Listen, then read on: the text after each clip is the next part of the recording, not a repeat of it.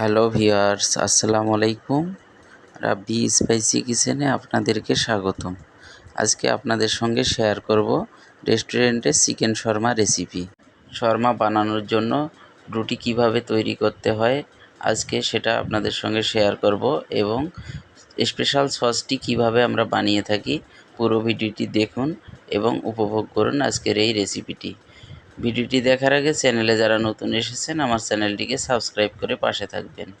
শর্মা বানানোর জন্য এখানে 5টি মুরগি নিয়েছি, বড় বড় সাইজের মুরগি, ভালোভাবে পরিষ্কার করে নিয়েছি।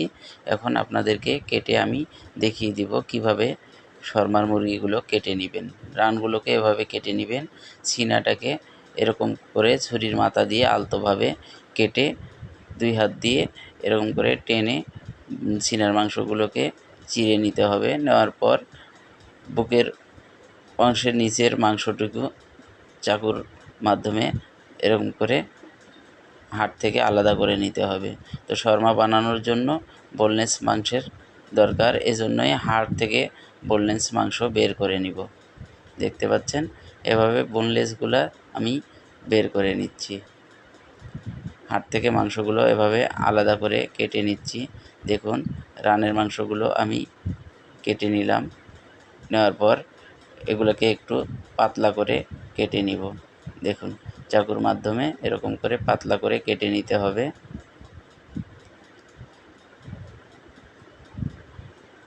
অন্য মাংসটিও ঠিক একইভাবে পাতলা করে কেটে নিচ্ছি। এবার আপনাদেরকে একটি সিনার মাংস কেটে দেখিয়ে দিচ্ছি কিভাবে সিনার মাংসগুলোকে হাড় থেকে আলাদা করে নিতে হয়। দেখুন আপনারাও চেষ্টা করবেন এভাবে হাড় থেকে মাংসগুলোকে আলাদা করে নেওয়ার জন্য। মাংসগুলো আলাদা করে নেওয়ার পর আমি এরকম করে পাতলা করে কেটে নিচ্ছি। দেখতে পাচ্ছেন সুন্দর করে পাতলা করে কেটে নিতে হবে। দেখুন মাংসগুলোকে আমি পাতলা করে একে একে 5টি মুরগিকে আমি কেটে নিয়েছি সেমভাবে। দেখুন 5টি মুরগি কেটে নিয়েছি। এখন ম্যারিনেশন কিভাবে করব আপনাদেরকে দেখিয়ে দিই। ম্যারিনেশনের জন্য আমি এখানে 2টি লেবুকে কেটে নিয়েছি স্লাইস করে। লেবুর রসগুলো আমি চিপে দিয়ে দিচ্ছি মাংসগুলোর উপর দিয়ে, লেবুর রসগুলো চিপে দিয়ে দিচ্ছি। এরপরে দিয়ে দিচ্ছি স্বাদ মতো লবণ দিয়ে দিচ্ছি। এরপরে এখানে অ্যাড করে দেব গুঁড়ো মরিচ দিয়ে দিচ্ছি আমি এখানে 3 টেবিল চামচ পরিমাণ। এরপরে দিয়ে দিচ্ছি সিক্রেট সেই 31 আইটেমের কাবাব মশলা। আপনারাও অনেকেই কমেন্ট করেছেন এই সিক্রেট মশলার রেসিপিটি দেখার জন্য। অবশ্যই আমি এই রেসিপিটি আপনাদের সঙ্গে শেয়ার করব। নেক্সট ভিডিওতেই আপনারা পেয়ে যাবেন ইনশাআল্লাহ। দিয়ে দিলাম জিরার গুঁড়া এখানে 3 টেবিল চামচ পরিমাণ, দিয়ে দিচ্ছি ধনিয়ার গুঁড়া এখানে 3 টেবিল চামচ পরিমাণ, দিয়ে দিচ্ছি 1 চামচ পরিমাণ বিট লবণ গুঁড়ো, দিয়ে দিচ্ছি চিনি। ঝাল এবং লবণটাকে কন্ট্রোলে রাখার জন্য আমি চিনি দিয়ে দিলাম 3 টেবিল চামচ পরিমাণ, দিয়ে দিচ্ছি জলপাইয়ের আচার 2 চামচ পরিমাণ। এরপরে এখানে দিয়ে দিচ্ছি প্রাণ অরেঞ্জ জেলি দিয়ে দিচ্ছি 2 চামচ। ম্যারিনেশনটা ভালোভাবে খেয়াল করবেন। দিয়ে দিচ্ছি এখানে ওয়েস্টার সস দিয়ে দিচ্ছি আমি 2 চামচ পরিমাণ, দিয়ে দিচ্ছি সয়া সস দিয়ে দিলাম 1 চামচ পরিমাণ। এরপরে এখানে দিয়ে দিব বারবিকিউ সস আমি এখানে দিয়ে দিচ্ছি 2 টেবিল চামচ পরিমাণ। এরপরে এখানে দিয়ে দিচ্ছি টক দই দিয়ে দিলাম আমি 100 গ্রাম পরিমাণ, দিয়ে দিচ্ছি আদা বাটা, হাফ কাপ পরিমাণ আদা বাটা আমি অ্যাড করলাম এবং রসুন বাটাও দিয়ে দিচ্ছি হাফ কাপ পরিমাণ। এরপরে এখানে দিয়ে দিচ্ছি টমেটো সস, প্রাণ হট টমেটো সস আমি এখানে অ্যাড করে দিচ্ছি 200 গ্রাম পরিমাণ। এরপরে এখানে দিয়ে দিচ্ছি ঘি, আমি এখানে ঘি অ্যাড করে দিলাম 50 গ্রাম পরিমাণ। এরপরে এখানে অ্যাড করে দিচ্ছি টেস্টিং সল্ট দিয়ে দিলাম 2 চামচ পরিমাণ। এরপরে এখানে আমি অ্যাড করে দিচ্ছি রাঁধুনি কাবাব মশলা, এখানে 2 চামচ পরিমাণ রাঁধুনি কাবাব মশলা আমি অ্যাড করে দিয়েছি।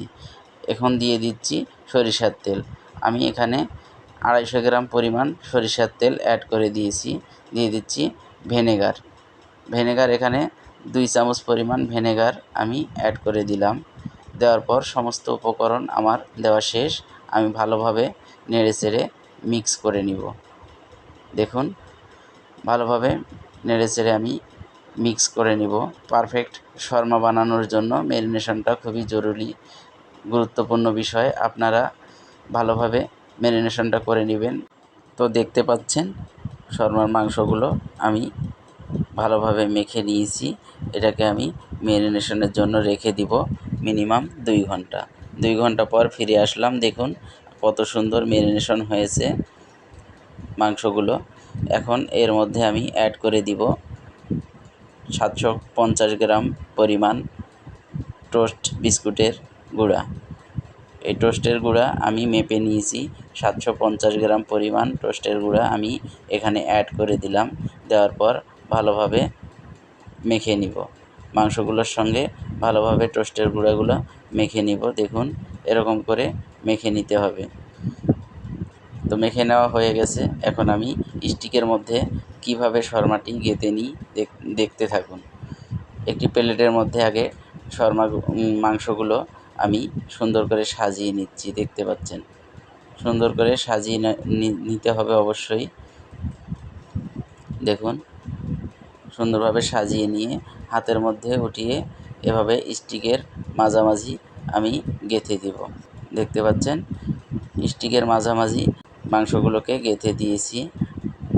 ছোট ছোট টুকরাগুলো মাঝে মাঝে বড় মাংসের ভিতরে ঢুকিয়ে সমানভাবে গেঁথে নিতে হবে। দেখুন কত সুন্দরভাবে গেঁথে নিয়েছি। এখন আমি এই শর্মাটাকে মেশিনের মধ্যে উঠিয়ে দিব।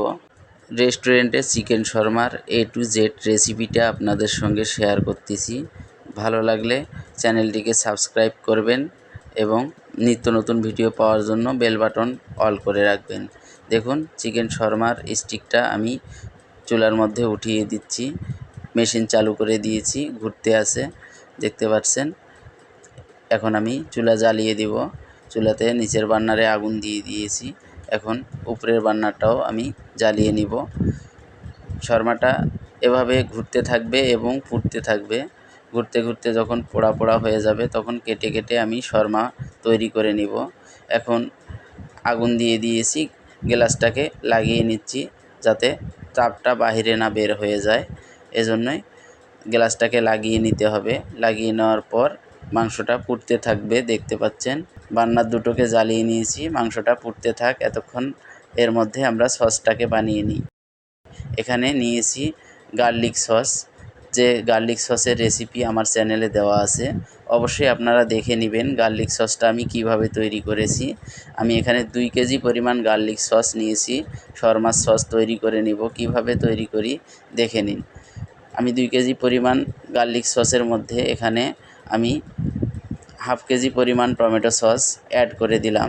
দেওয়ার পর ভালোভাবে নেড়ে চেড়ে শর্মার জন্য সেই স্পেশাল সসটি আমি তৈরি করে নিচ্ছি। তো গার্লিক সস তৈরি করার জন্য আমি ওখানে সমস্ত উপকরণ দিয়ে দিয়েছি। আমার চ্যানেলে এই রেসিপিটি দেওয়া আছে, গার্লিক সস রেসিপিটি দেখে নেবেন এবং সাথে টমেটো সস অ্যাড করলেই হয়ে যাবে শর্মার স্পেশাল সেই মেনুসের সসটি।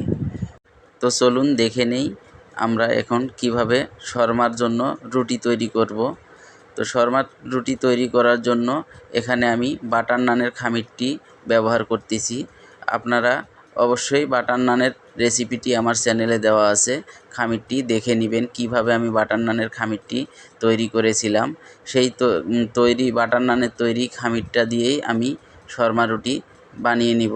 দেখুন শর্মার জন্য গোট করে নিচ্ছি, এরকম ছোট ছোট গোট করে নিতে হবে।